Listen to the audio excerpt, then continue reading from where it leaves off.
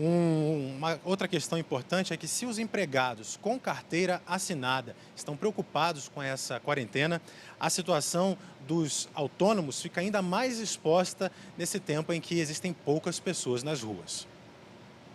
Segundo o IBGE, 24 milhões de brasileiros trabalham por conta própria. São os trabalhadores autônomos, uma categoria que engloba desde vendedores de rua e prestadores de serviços domésticos até músicos que tocam em bares. Atividades duramente atingidas pela quarentena imposta pelo coronavírus. Vamos supor que na semana eu tirava 350, 400, hoje eu estou tirando em média 50, 80, caiu praticamente quase 80%.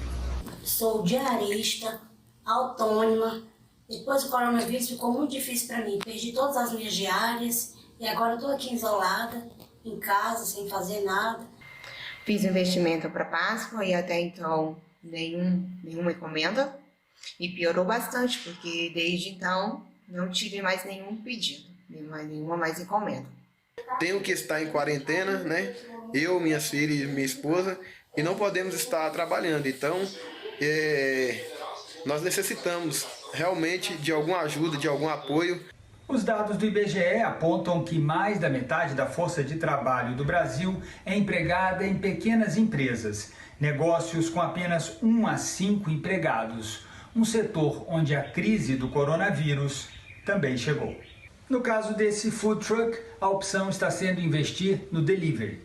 Pra gente piorou a situação, né? Depois que começamos a trabalhar só com delivery. A gente costuma trabalhar em porta de escola, em pontos onde tem mais pessoas, né? Mais fluxos de pessoas e aqui não tem mais nada, né?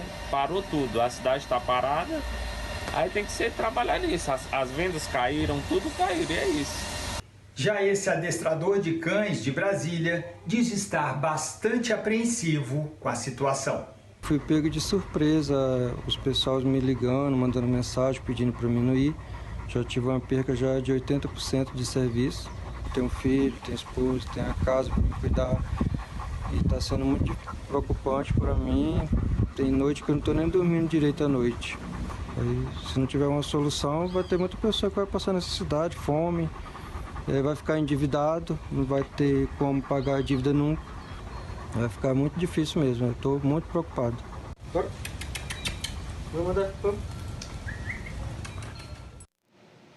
E o Supremo Tribunal Federal autorizou na última sexta-feira a flexibilização dos prazos de tramitação das medidas provisórias. O pedido inicial do Executivo era para que os prazos de análise de textos desse tipo fossem suspensos.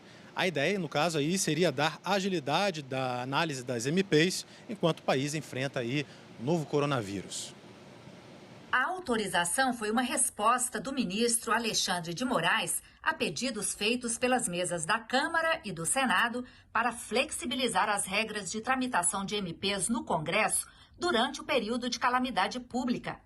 Hoje, o rito de tramitação de MPs estabelece que elas devem ser votadas em até 120 dias. Se não forem analisadas dentro desse prazo, perdem a validade.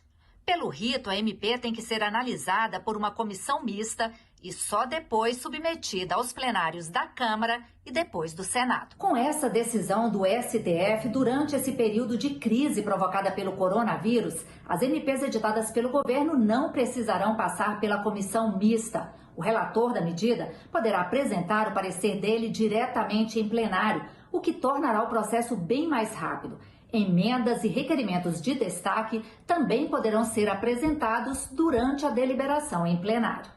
A Advocacia Geral da União e o Partido Progressistas também tinham pedido ao STF a suspensão dos prazos para a apreciação das MPs editadas antes da pandemia do coronavírus, para que elas não corram o risco de caducar. Mas esse pedido foi negado pelo ministro Alexandre de Moraes por inconstitucionalidade. O pedido inicial do governo federal era de que o prazo das MPs ficasse suspenso, e isso não foi acolhido, ou seja, Os prazos vão continuar correndo normalmente, apenas houve essa flexibilização no papel da comissão mista. Pode-se dizer que houve uma flexibilização de tramitação, mas não em relação ao prazo das medidas provisórias.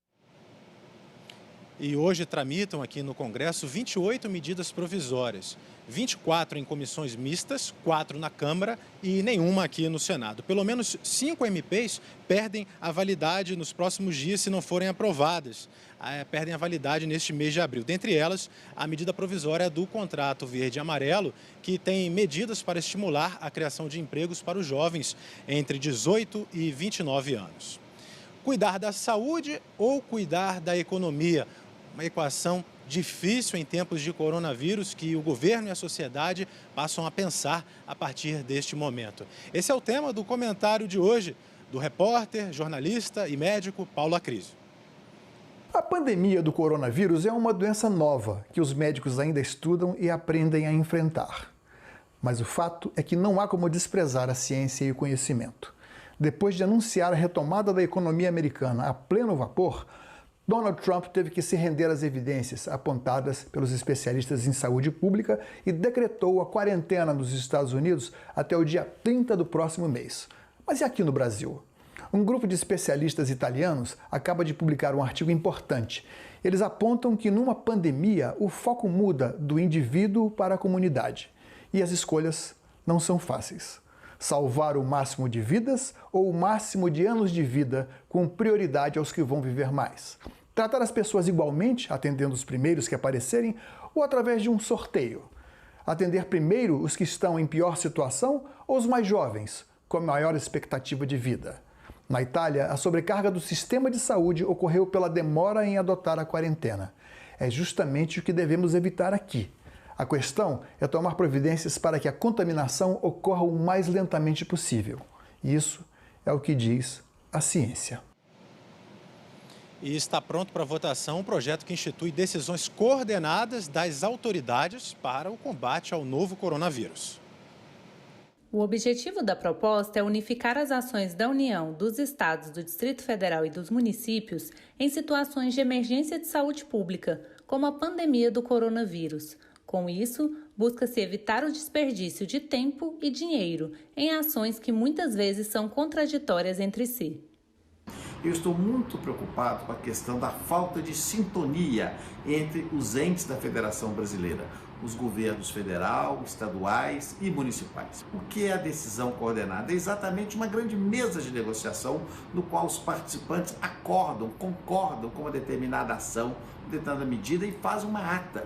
E essa ata é como se fosse uma lei entre eles. É uma regra de conduta muito importante. É um passo, me parece, muito valioso para estimular a convergência, o diálogo, o equilíbrio que é tão necessário no Brasil nesse momento e que tem sido, ao longo de todos os anos da minha carreira no serviço público, uma das minhas bandeiras. Quem pode participar da decisão coordenada federativa com direito à voz e a voto é o presidente da República, o ministro da Saúde, os governadores dos estados e do Distrito Federal e os prefeitos. As decisões devem ser tomadas por maioria absoluta e, preferencialmente, por meio virtual.